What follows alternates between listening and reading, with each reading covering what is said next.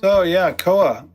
Here's where we're at with this guitar, and I think this is probably going to be maybe a little bit short, but also a little bit more interesting than what we've been up to now. This is like really where the rubber meets the road on a lot of this stuff, which is you've got it about 7/10 of the way there, and you're like, all right, so what next? What am I up against, and what are the tools in my toolbox for dealing with this?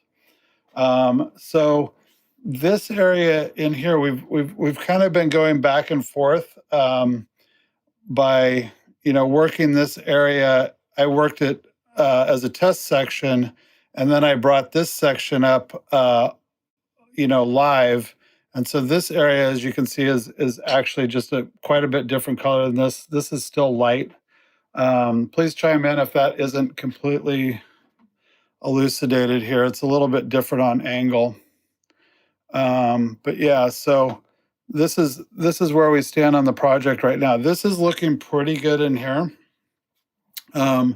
There's a couple spots though where it's so we were working with the oil-based dyes, and these things are very, very wily, and it's I see why people want to move, historically have been wanting to move away from them, because this whole area has changed colors a lot over the time. And not only did it change color, but it changed. It looked at one point it looked very kind of muted and right on the money, and then it got really red for a minute, which I don't fully understand. I'm guessing that something in the chemistry changed. Maybe the dyes reorganized themselves. Maybe something happened where when I wasn't paying attention, like whatever solvents there were in the Tru-Oil or whatever it was, it just something in the red kind of bloomed out. I went back and mixed. I actually went and got some. I got some blue dye because it was so red,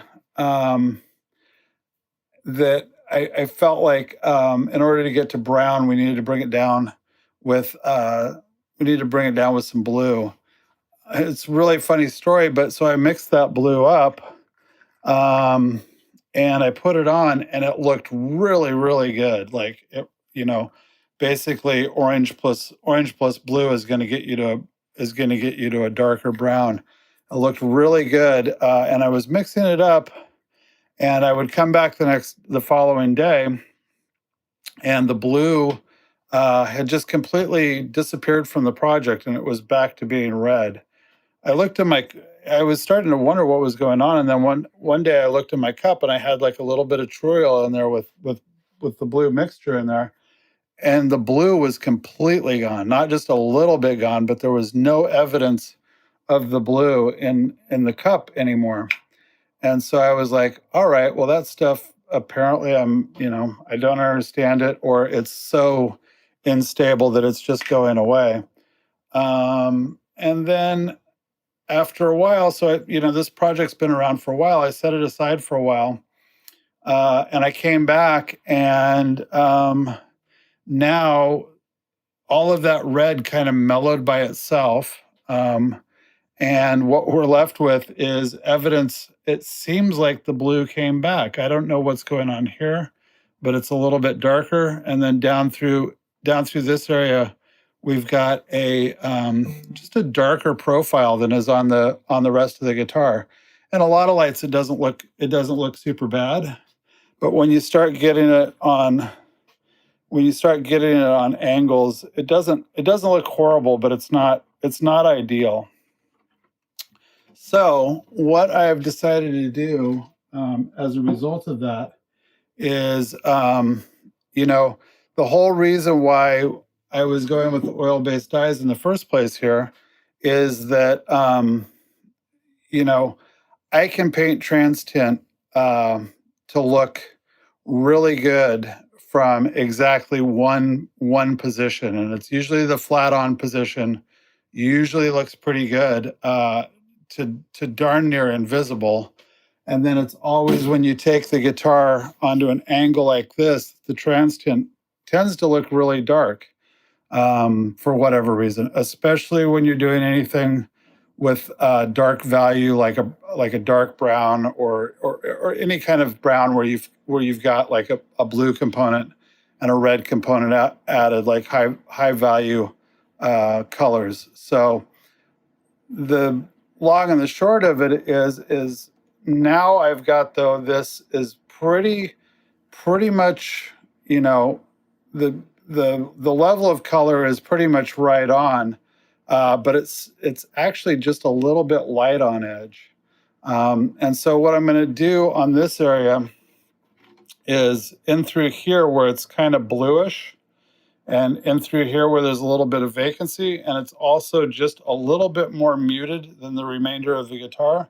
I'm actually going to come in and do some light work with trans tint in through here.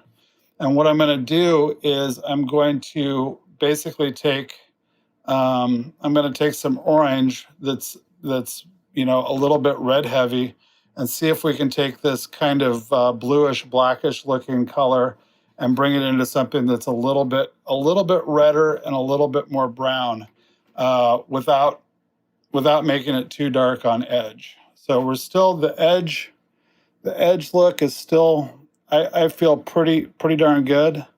And I just think, like, if we brought that red in here with trans tint, we're going to get to something that's a little bit more stable, a little bit more reliable, and not have to mess with it too much in post production, because I'm starting to get that feeling of getting tired of looking at this project. Any questions about any of that?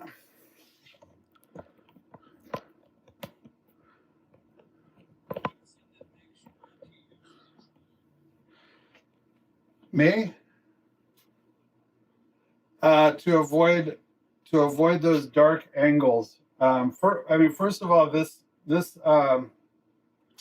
according to Hutton's book, this guitar was finished in oil varnish originally, so it's keeping within the spirit of the instrument. The other thing too is that the color of this instrument is the color of the wood plus UV, and then whatever pore filler they put on it. There was no color component to the finishing process. So everything that I'm doing to bring up this color is basically telling a fraudulent story. And if I do that historically, if I've done that, especially on mahogany repairs, and forget about it with something light like Koa, if I've done that with trans tint in the past, I've really wound up with a world of hurt on any of my angled looks. So, essentially, yeah. So the other thing too is that oil varnish and Tru-Oil, in my mind, already has a fair amount of diffusion built into the material. If you look at, if you were to hold up a jar full of Tru-Oil and a jar full of, lacquer, and you were to hold, like modern lacquer, and you were to hold them up against the light, Tru-Oil is going to be a little bit yellow, but it's also just not going to be as clear. And that lack of clarity in what you're putting on, I feel, helps the project. If you go with something super clear, you're going to see right down to the chatoyance of the wood. You're going to see, essentially with Touchup, the murkier the better. And that's why I use a lot of, if I'm not using this, I also use a lot of diffusing agents in it. So, yeah. But what was the, so one other thing about the Tru-Oil, since we're already going, since we're already kind of going into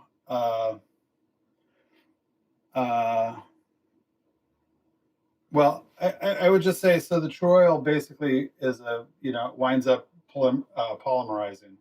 And one of the nice things about that is if I use it as a medium also, it essentially locks all my color in place. One of the things with lacquer, if you paint something on with lacquer and then you come back on and you paint over it, say I'm going blue on this pass and I'm going yellow on this pass, like everything is going to wind up ultimately reorganizing itself because the solvents are gonna activate the lacquer, and then stuff's gonna move around. So that's another nice feature of the Tru-Oil. So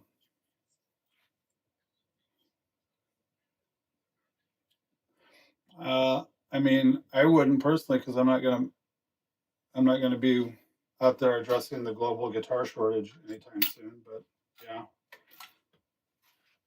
I mean, I don't see any reason why not. So I mean, people are using spar varnish on mandolins, and I think Collins used spar varnish uh, on their guitars when they were doing the varnish guitars, and that's not a particularly fancy oil varnish either. That was like spar is like, what is that, like sailboat varnish or something like that. So I think you can. I'm not going to do it, but yeah, you can figure out how to get it thin enough to spray it.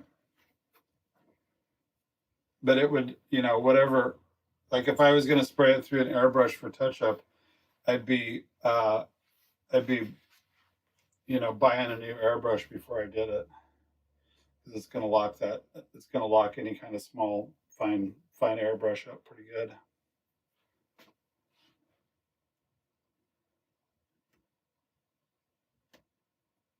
All right, let's get to doing some painting here. All right, so I think the first thing I'm going to do is I'm going to mix up some of the uh, oak that we used last time, and I think I'm going to paint this light spot in here first. So the Tru-Oil, and I'm liking this. I'm liking this for the solvent. Actually, turpentine. A second, I gotta double check and make sure this isn't lacquer thinner.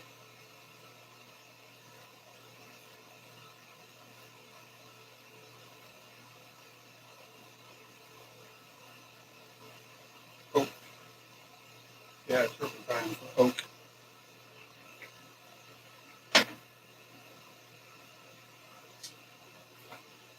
What I'm doing is just, let's see here, where are we at? Just grabbing a little syringe full of this good goo. Just just just a micro skosh.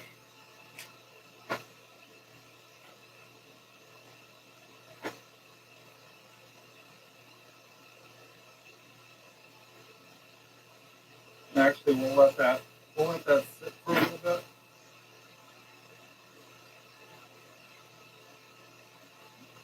Yep. So these are actually just yogurt containers that you can get off of Amazon, and they're really nice.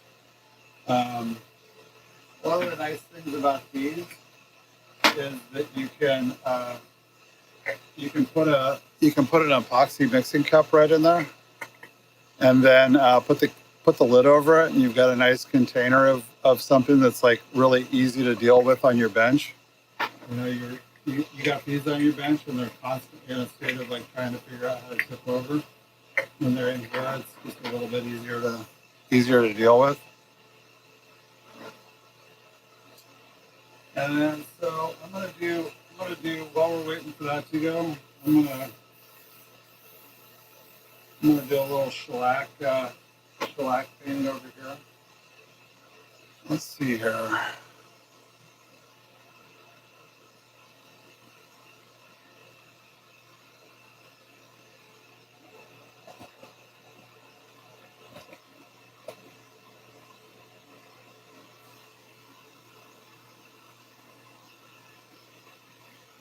And I'm gonna start attacking this area in here. And uh, I'm gonna put a drop. I'm gonna put a drop of yellow in here.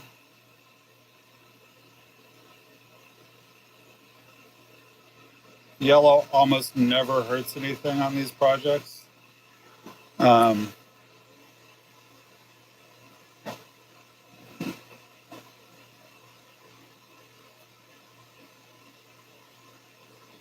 One thing I would say about this, the color is it's very tempting. So I got a little bit of red on a Q-tip.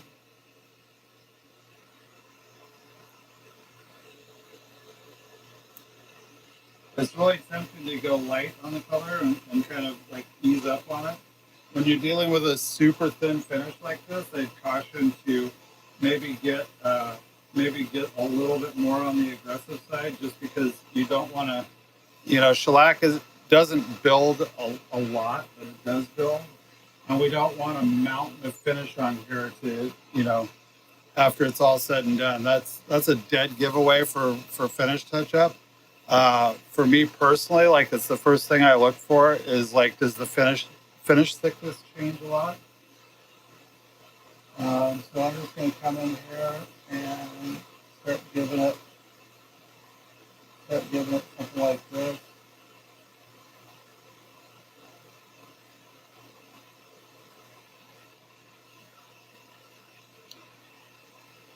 And that's maybe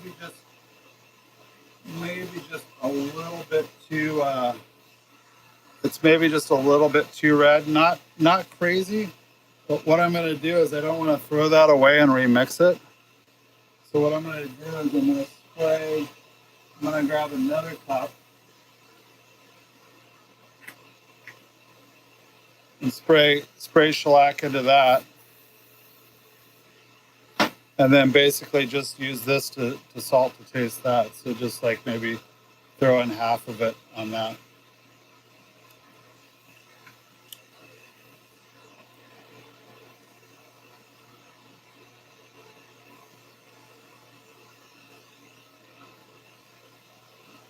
I'm also going to grab this paintbrush. I want a little bit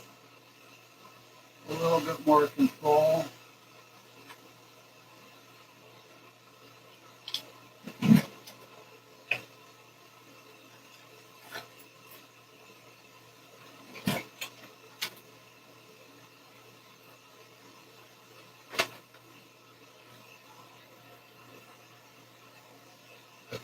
So I'm going to grab a razor blade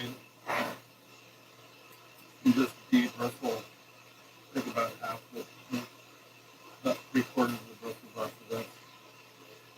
Now I've got something that's got the brush pattern that I want, but it's not quite as large.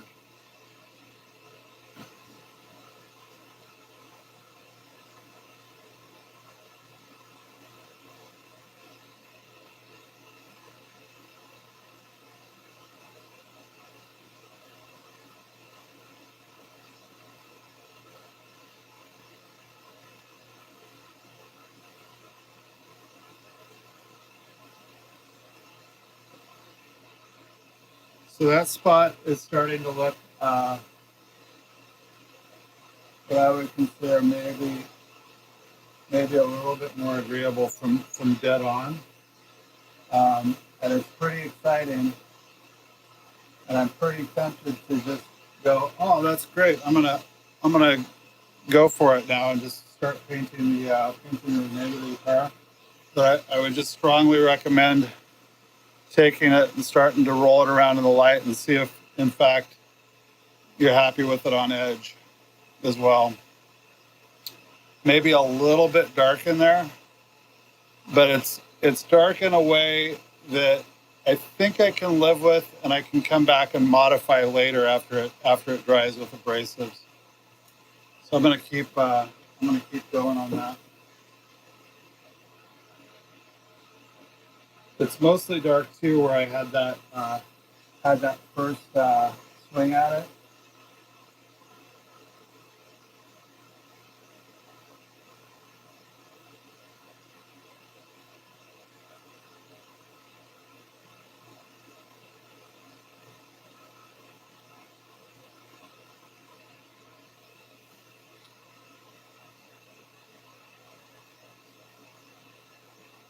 How's that coming through?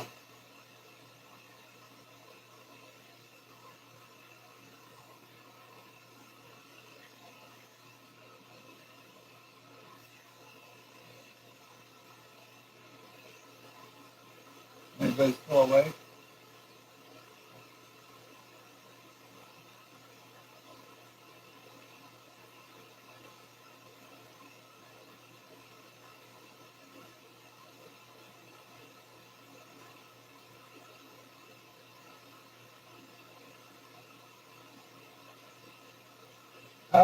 Well, this is shellac, right? And this is orange Trans Tint with shellac. From what I understand, Trans Tint doesn't do real well in oil-based finishes. That's where its transitory properties kind of peter out, from what I understand. Um, so, and shellac is universal.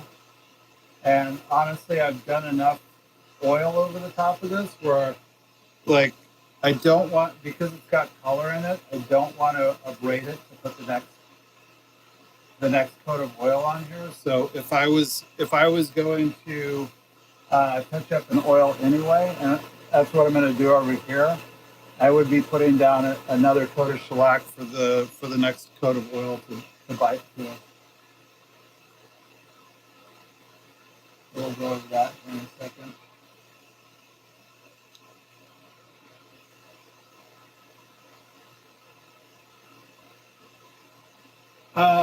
Well, it doesn't have the same property that I like, which is that it doesn't tend to window pane.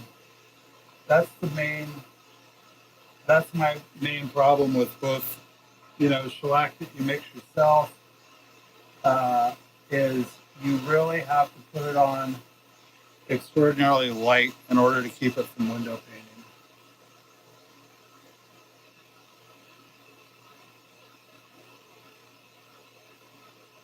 Yeah, I would say so.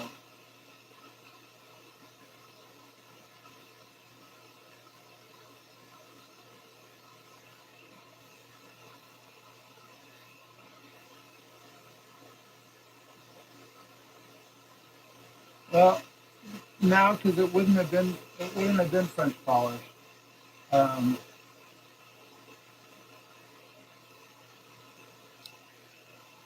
yeah, so the French polishing, I think the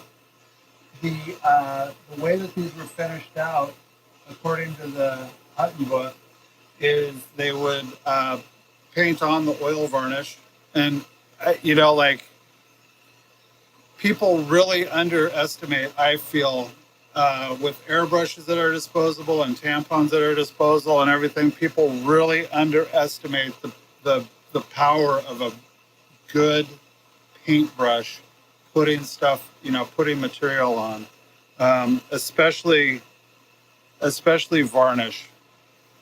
Um, like you can put stuff on very effectively with a paintbrush, and just watch violin varnishers.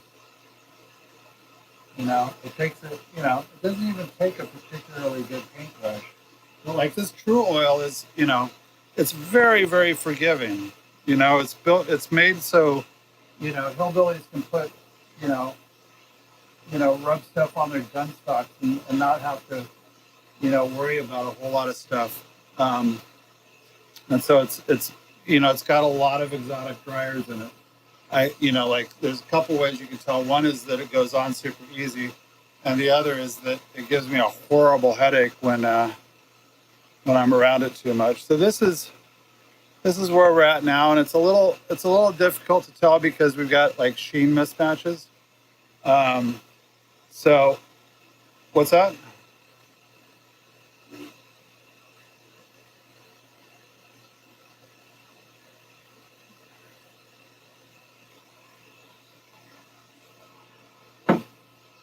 Hold on a second. I'm gonna get the end really quick.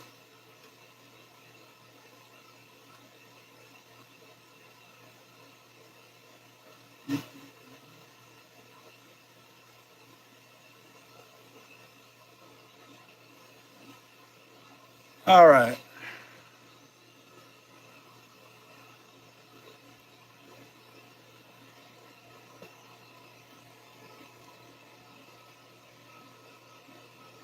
So anyway, that's about where we're at right now with that.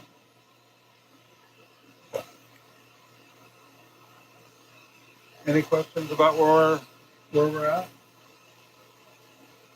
Uh, the quick summary is we used a tremendous amount of WD Lockwood oak aniline dye made for oil varnish, and we used Tru-Oil as the medium. And then over the course of some applications, essentially what I did was we we we did two applications. I did a test application on this one, and then I did this application live, which was one application of the Tru-Oil with oak. And then I did some messing around with this, and I decided that I needed to hit it with some red and some uh, basically some orange because it had gotten a little blue. And now what we're going to do is we're going to come back and we're going to do the second application of the Tru-Oil with oak dye in here, and see if we can bring up that color a little bit more. And so what we've done now is we've taken that powder, and as per the instructions, we put a little turpentine in a cup, and then mixed the powder into the turpentine. And so this is kind of if you look at the meniscus there, you can see what kind of color we're getting. No, I think, like the reason why I was hot on this stuff is to be able to make my own dye-based pore filler and to be able to do it with these dyes, because I think it's a pretty different look when you pore fill with. It's definitely a way different look when you pore fill with pigment-based pore fillers, but it's also it's even a different look when you use Trans Tint dyes with pore filler as opposed to the Lockwood dyes. And case in point, so the light, what was it? The light golden oak. When I mixed that into pore filler and made my own pore filler with that stuff, it was the deadest ringer for that light, like 50s mahogany on Les Pauls that I've ever seen. Like, it just like hands down, you cannot get there from here with Trans Tint. So, and you also can't mix. You can't mix in the. You can't mix it into, like, you can't take alcohol or water-based dyes and mix it into oil-based pore filler. So kind of, yeah. So basically, what you're doing, that pumice is absorbent, right? So if you take the dye and you're dyeing pumice, you're essentially dyeing a particulate, and so that particulate then is carried in there. Now that's carried into the pores, but what's also happening with dye-based pore fillers, especially if you have a dye that is the solvent is either turpentine to a lesser effect or lacquer thinner to a greater effect, which is if you put a seal coat on there, when you put the pore filler on, the dye is actually transferring to that seal coat. So you get no seal coat transfer when you have a pigment-based pore filler, and you get very little. I'm guessing if you use, well, I've tested it, you get none if you use naphtha as the dye dissolver, and you get some if you use the turpentine, and you get a whole lot if you use the lacquer thinner. Yeah, yeah, no, I'm mixing and matching depending on what I want to do. Like for instance, this one, you know, the dye is wound up being a little bit light on edge. What do I know that Trans Tint does? Almost every time I use it, it gets dark on edge. So I'm mixing in a little bit of Trans Tint over the top of it. And that's one of the nice things about using the Tru-Oil as the medium, is I can come back over the top of it with the shellac, and I know, first of all, I'm putting down another layer for Tru-Oil to stick, a bridging layer, but also that I'm not reorganizing. It's not flowing out the bottom layer, because there's a lot of spots where you get, areas that overlap and stuff. And if you come in and you hit it with something that has high solvent, high or slow solvents in it, you're going to wind up melting stuff around and making a big gooey mess. So it's actually, I might wind up using Tru-Oil as a medium for more than just, things that I'm trying to fake pore filler on. Are you guys seeing the back of my head right now?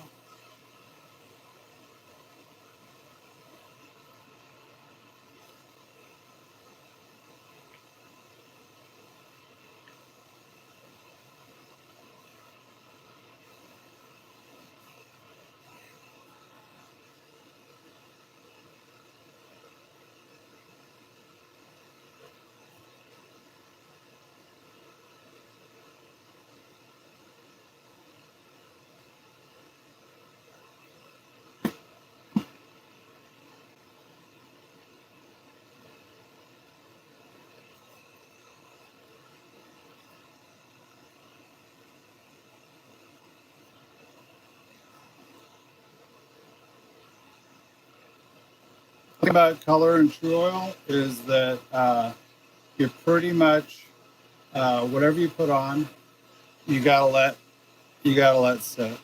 You're just gonna there's no stacking it. Like sometimes with lacquer, you can come back and give it like a couple minutes and come back and tweak it a little bit. You'll just pull it right back off, which is also pretty nice because we've got a catalyzed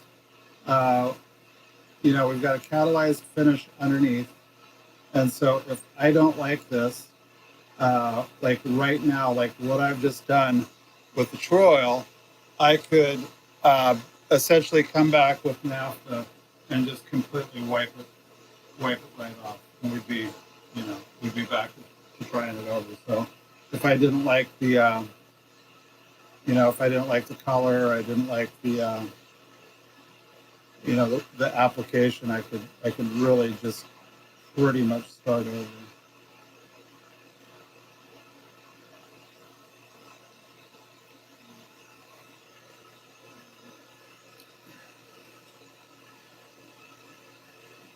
So how are we looking? How are we feeling about this? Anybody gonna pull my card?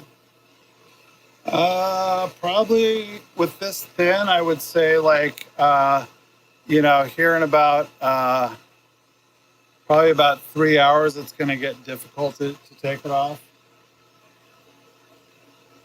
So we got a little dark in here, but I think like indiscretion is going to be the better part of Valerie on this. So I might just like save this to come back and edge with the knife afterwards. But overall, I think given where we started at, I'm feeling pretty jazzed about that. Looks like maybe a little light in here. We'll use a little bit in here, I think. And one of the things about this is, this wood's pretty.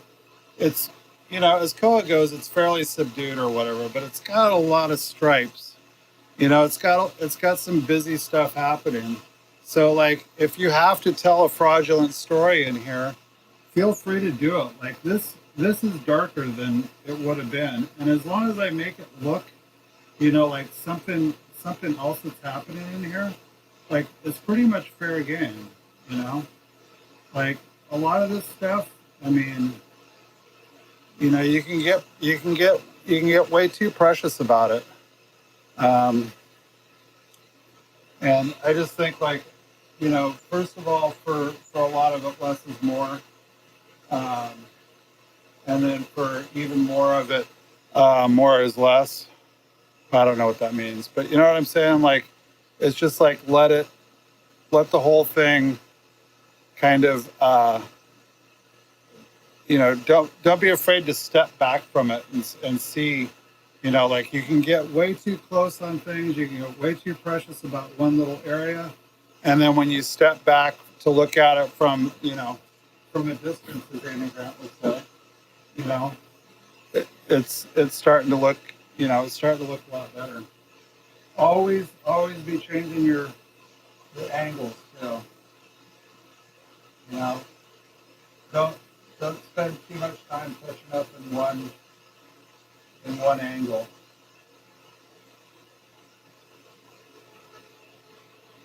And as I'm applying this too, think about once again how this color came about in the first place.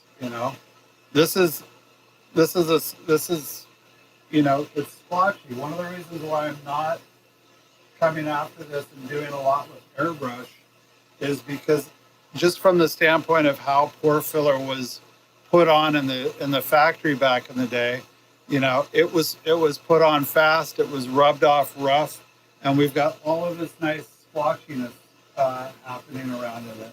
And if you take a tool like an airbrush and you come in and you lay down like a nice solid even color, an even application is going to stick out just as much as, and probably if not more than, a slight color mismatch. Application is absolutely critical. You can, just as a rule of thumb, like, you know it's it's really hard to make, shot finishes look good with a paintbrush, and conversely, it's really hard to make painted or paintbrush applied finishes or colors look good with an airbrush. It's just doesn't. They're just different applications. Um, so yeah. Well, I think we're about uh, to where I kind of got to stop. Where I'm going to start pulling stuff off. So do we have any questions?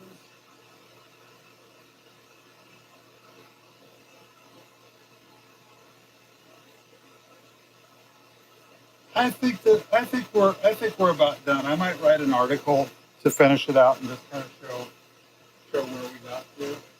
But I think we're about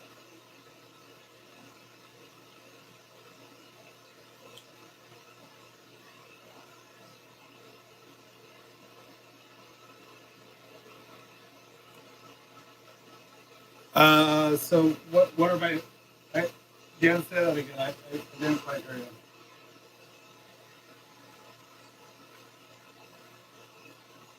Yeah,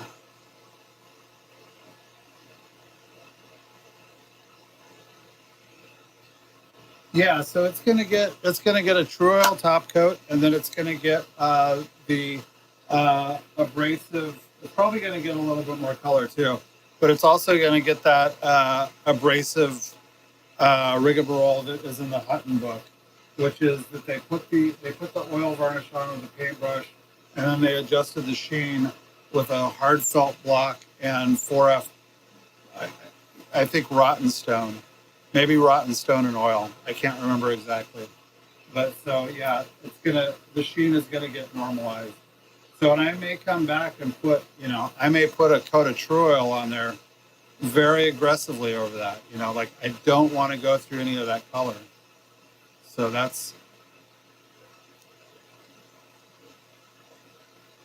uh well, I would probably coat it from here and here. Um, you know, honestly, because it's not a crazy valuable guitar, and it would be nice to just completely avoid. Um, you know, it would be nice to avoid. Well, there's not. No, yeah, I would just go from here to here and just give it. It probably. I was thinking. That's why I was thinking I might go over the whole thing, but probably not because the sheen is so low. I don't know that you would detect a witness line with the sheen that low. And like the way that they did that, I guarantee you they went with the grain the entire time. So just in general, if you're braiding with the grain and you keep your witness line locked in pretty good. But I mean, like if you wanted to, like a witness line would be hidden off really nicely and going with the grain. So if like if I was super concerned about it, I might even really tape off here and just snap a really quick, clean witness line. And then this could actually be brought up to here where it's where your witness line would be like, as it disappears into the waist, it would be like a quarter inch at most, where you could even like maybe even just taper cross grain up there, and it could be pretty subtle. So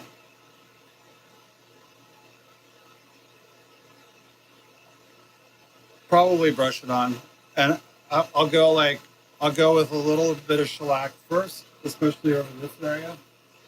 Just like a really quick, brushed on like wash, and then after that and I'll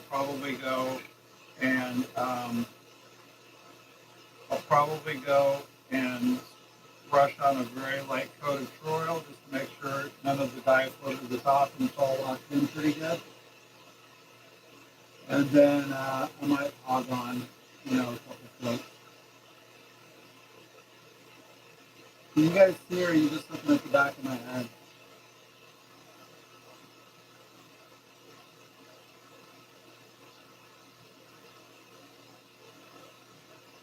Yeah. It's also bald.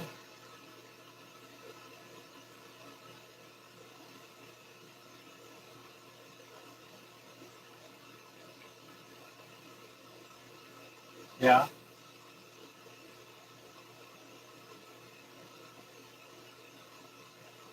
Is that right?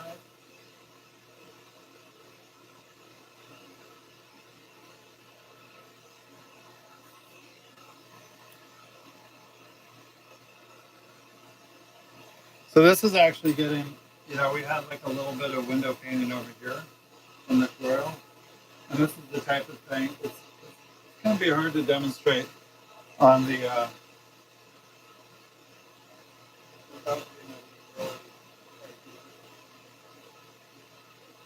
but, like a lot of this stuff, once again, what's really driving this crazy is how solid it's doing. And it's not really even how dark it is, it's that it's solid looking. So if I come in here and just scrape in some variances in the thickness of the color, a lot of times that just takes that solid looking color and then just makes it look blotchy like the rest of it. Because there's certainly like all kinds of examples of where it gets dark up here, like that could be down here. It's not going to be like something that's quite so dark. So if I just come in and with my X-Acto knife to start breaking that up, it can you can get pretty far on down the road like that. And so it's a little hard to tell. We got low sheen over here, we got high sheen over here, and high sheen definitely changes the color of things. So a little hard to tell where we're at this point. And also with the way that dyes change color, I'm sure I'm going to be doing some interesting stuff over here. So, anywho, how are we feeling about that? One last call for questions. Yeah, there's that. Plus, it really needs it really for it, to avoid adhesion issues. Anytime you've got any kind of polymer finish, polymerized. I don't know where to put the emphasis on that, but anytime you've got a finish that turns is catalyzed, you have to either have massive abrasions in it for the next coat to bite into, or you need shellac as a bridge. And abrasions just are not in the cards on this, you know. By the way, pro tip: that's why you always abrade your pore filler if you're using oil-based pore filler. Seal coat, pore filler, abrasion, another seal coat, even more abrasion, and then your first spray of lacquer. Not abrading the pore. What? Go ahead. I don't know. I've never really finished in Tru-Oil. I know that in like I can speak to catalyzed polyurethane. We random orbital the guitar to 220, and if it was first spray, and there were shiny spots that were below the layer of the plane of the random orbital that we couldn't get to with the random orbital, but we were afraid of sanding through if we went that far. Then we would come back with red Scotch-Brite and abrade those dips by hand with red Scotch-Brite, because even those little spots where you just like you haven't built it up enough, or the wood was weird, or whatever it is, those spots can wind up giving you problems later on. And it doesn't take much. Like if you've got a spot that doesn't have good adhesion, and it takes an impact or whatever, you're just basically peeling the finish off